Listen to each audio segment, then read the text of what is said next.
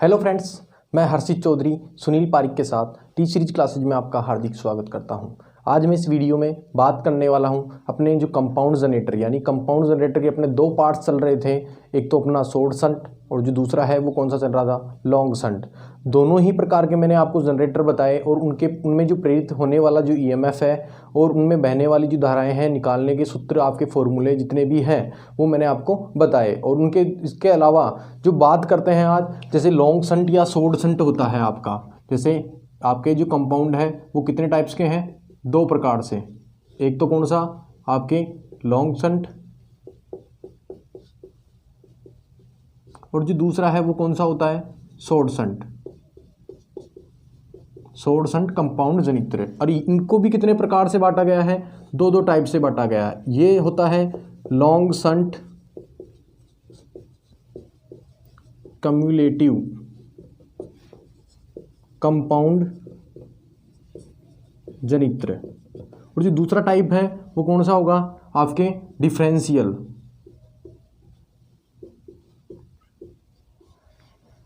Differential long shunt differential कौन सा होगा, लॉन्ग शंट डिफरेंशियल कंपाउंड जनित्र। तो आज मैं इनकी बात करने वाला हूँ, आपके लॉन्ग शंट कम्युलेटिव की और आपके लॉन्ग शंट डिफरेंशियल की।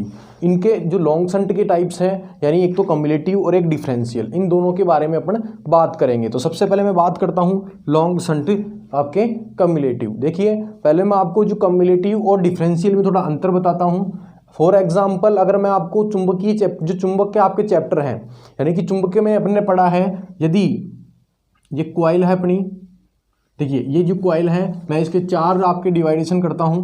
ये क्वाइल है, इसके मैं टर्न,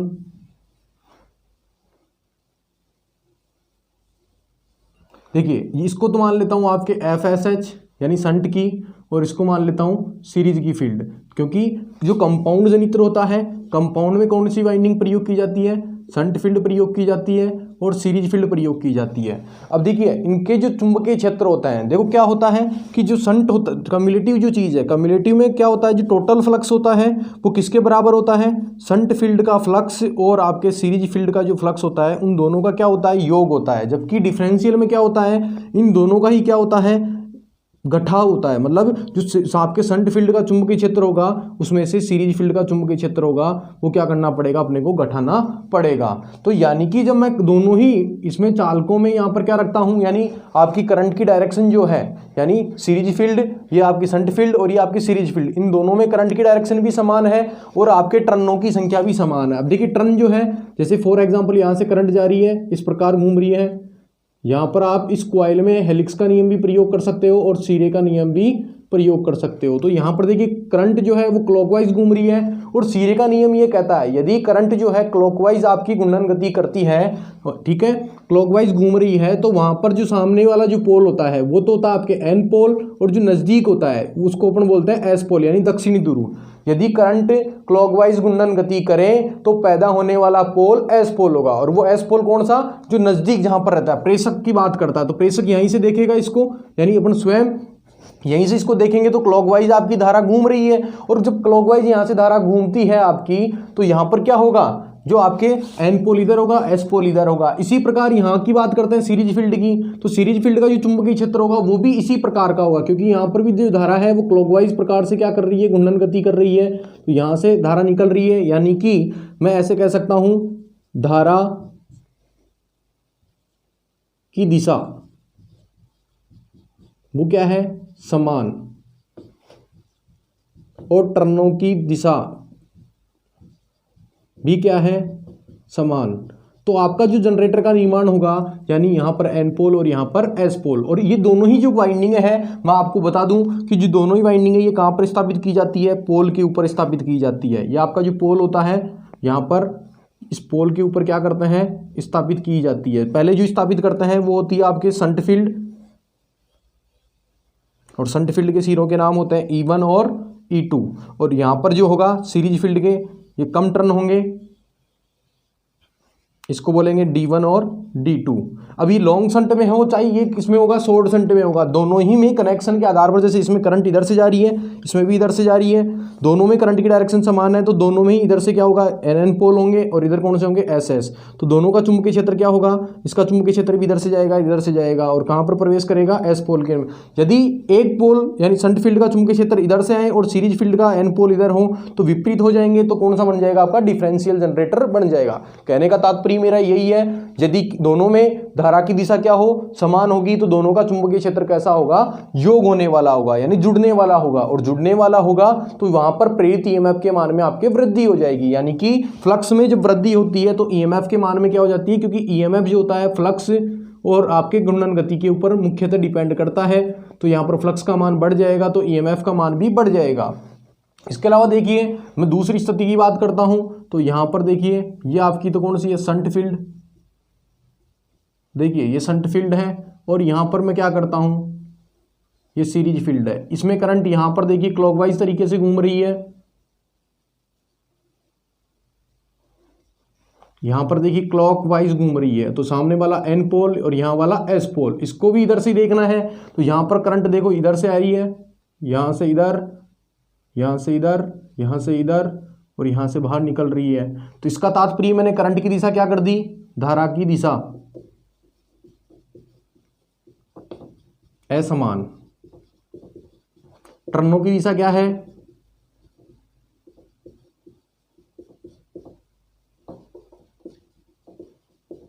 जब एक असमान है और एक समान है तो वहां पर क्या बन जाएगा। अब देखो यहां पर अपने को एंटी क्लॉकवाइज करंट जो है ऐसे एंटी क्लॉकवाइज आती हुई दिखाई दे रही है, तो यहां पर देखो एंटी क्लॉकवाइज आती दिखाई दे रही है, तो यहां पर कौन सा होगा, एस पोल और यहां पर एन पोल। यानी इन दोनों का जो चुंबकीय क्षेत्र होगा वो किस प्रकार का होगा, विरोधी स्वभाव का होगा, और विरोधी स्वभाव होने के कारण इनका जो फ्लक्स होगा, आपसी जो फ्लक्स है वो क्या हो जाएगा, घट जाएगा। तो ये तो जो आपका डायग्राम है वो किस प्रकार का है, संचयी जिसे बोल सकते हो, कम्युलेटिव भी बोल सकते हो, और ये आपका विभेदीय बन गया। इसके अलावा देखिए दो और चीज होती है, अभी मैंने करंट की डायरेक्शन चेंज की है। अब करंट की डायरेक्शन अपन क्या रखेंगे, देखो करंट पहले समान थी, करंट को विपरीत कर दिया, ठीक है। टर्नों की दिशा क्या थी, दोनों में समान। अब टर्नों को क्या करते हैं, विपरीत। देखिए इसमें तो मैंने क्लॉकवाइज ही टर्न लगाए हैं, लेकिन इसमें लगा दिए मैंने एंटी क्लॉकवाइज। ये आपकी शंट फील्ड और ये आपकी सीरीज फील्ड। देखिए मैंने यहाँ पर करंट की और टर्नों की दिशा, देखो कभी भी मैंने जो शंट फील्ड है उसकी जो करंट की दिशा है वो कभी भी परिवर्तन नहीं करेंगे। मैं उसका रीजन आपको आगे बताऊंगा क्यों नहीं की जाती, क्योंकि सीरीज में ही क्यों करते हैं, इसका रीजन अपन समझेंगे। तो देखिए यहाँ पर देखो शंट फील्ड में वही करंट की डायरेक्शन है और टर्न भी उसी प्रकार, तो यहाँ पर एन पोल और यहाँ पर एस पोल।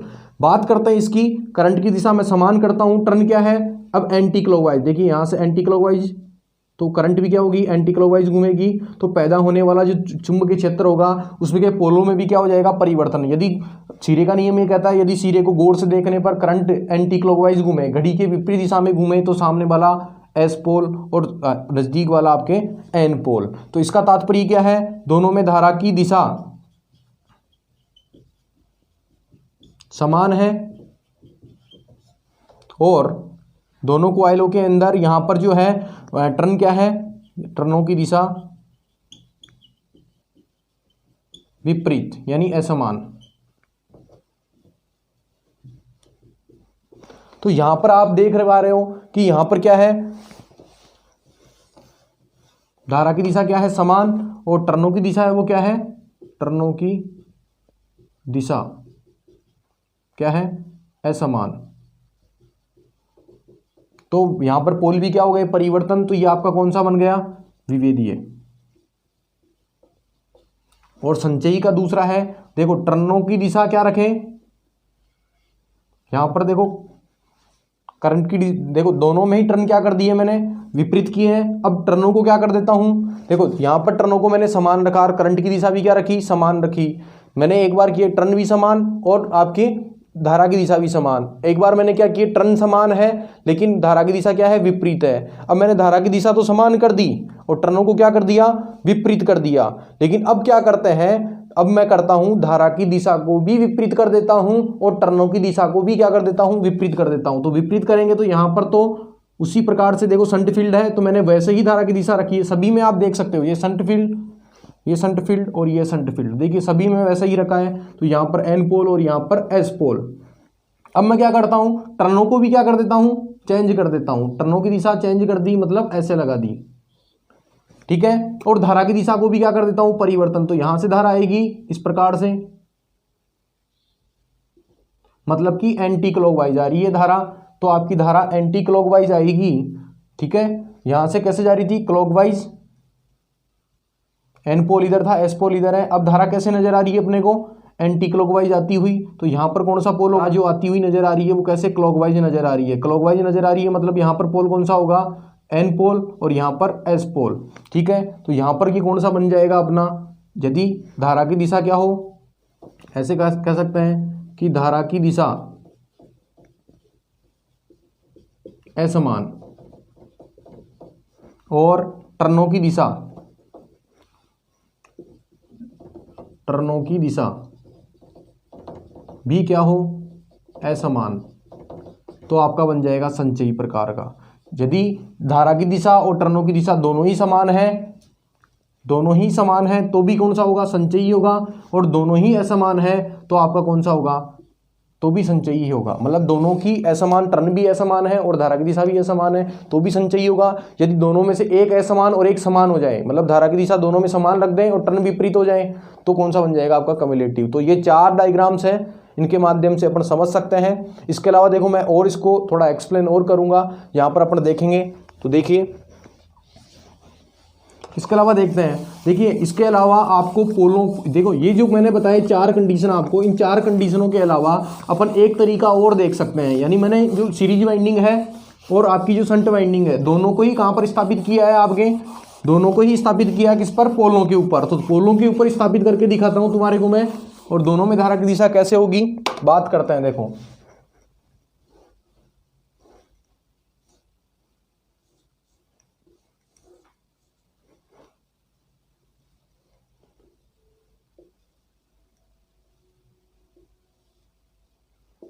ये मान लेते हैं D1 और ये मान लेते हैं D2।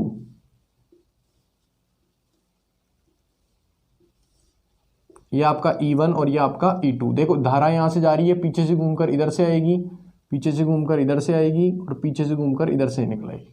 इसी प्रकार धारा की दिशा इधर से रखता हूं, यहाँ से ऐसे, यहाँ से ऐसे, यहाँ से ऐसे, पीछे से घूमकर इधर से। यानी कि देखिए ये तो सीरीज वाइंडिंग का चुंबक, ये आपकी सीरीज वाइंडिंग के टर्न है। और करंट की दिशा भी देखो, टर्न भी समान है दोनों में, टर्नों की दिशा भी समान है और करंट की डायरेक्शन भी समान है। तो ये आपका कौन सा बन जाएगा, संचयी। इसी प्रकार देखते हैं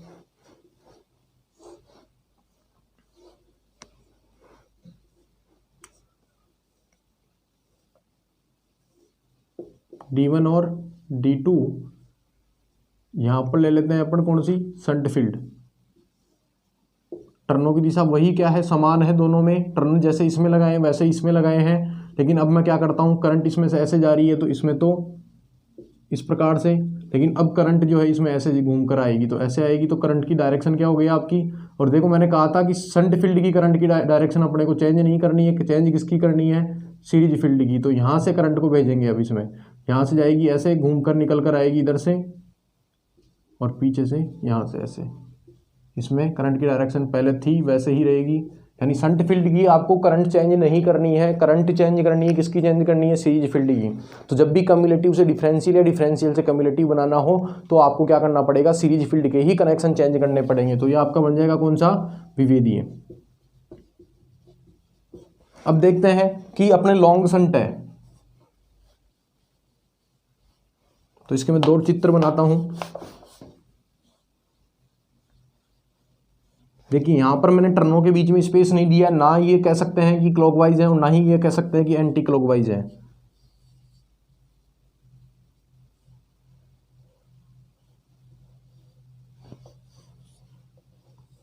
यहां पर क्या संयोजित किया गया है, लोड। देखो लॉन्ग शंट किसे कहते हैं, जिसमें आर्मेचर और आपका सीरीज फील्ड है वो दोनों श्रेणी क्रम में संयोजित हो। अब देखिए ये कौन सी है, शंट फील्ड, ये कौन सी है, सीरीज फील्ड। अब सीरीज फील्ड में देखो यदि यहाँ से मैं धारा की दिशा इधर से रहती है इसकी, यानी करंट इधर से बहती है तो इधर से बहेगी, तो यहाँ से इस प्रकार से बहेगी और इधर से जाएगी लोड में से ये IL, और IL सीरीज में से जाएगी यानी करंट बहेगी इस प्रकार। अब देख सकते हैं अपन, करंट टर्नों की दिशा है वो दोनों में मैंने समान रखी है, करंट क्या है, विपरीत। तो ये कौन सा बन जाएगा, लॉन्ग शंट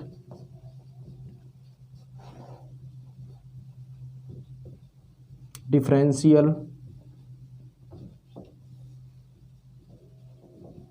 कंपाउंड जनित्र।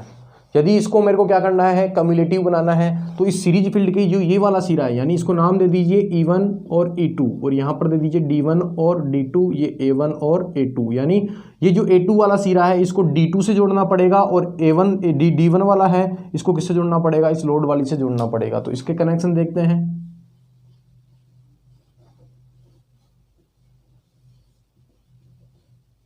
ये A1 और ये A2, मैंने कॉइल को छेड़ा नहीं है, यहाँ पर टर्नों के जो कनेक्शन है वही परिवर्तन करके अपन क्या कर सकते हैं, इसको कम्युलेटिव बना सकते हैं। तो मैंने कहा ये D1 है और ये D2, यानी मैंने ये D2 को क्या किया, अब A2 से जोड़ दिया, और A2 वाले को किससे जोड़ दिया, आपके लोड से संयोजित कर दिया। तो देखिए करंट इधर से ही प्रवाहित होगी, यहाँ से ये FSH, ये FSE, यहाँ से करंट लोड में से, और लोड में से जाकर कहाँ जाएगी, आपके इधर से घूमकर यहाँ पर, और यहाँ से घूमकर इधर से आर्मेचर में। तो देखो करंट वैसे ही वेरी है जैसे इसमें वेरी थी, लेकिन सीरीज फील्ड में करंट की डायरेक्शन आपके क्या हो गई, यहाँ से करंट इसमें ऐसे जा रही है और इसमें भी ऐसे जा रही है। तो ये कौन सा बन गया, आपका संचयी। तो इसको बोल सकते हैं लॉन्ग शंट संचयी कंपाउंड जनित्र। देखिए अब इसके अलावा बात करते हैं कि इन जो आपने जो इनका प्रयोग है वो प्रयोग कहाँ पर किया जाता है, और इसके साथ साथ जो इसके जो ग्राफ होंगे वो ग्राफ किस प्रकार से बनेंगे। तो देखते हैं।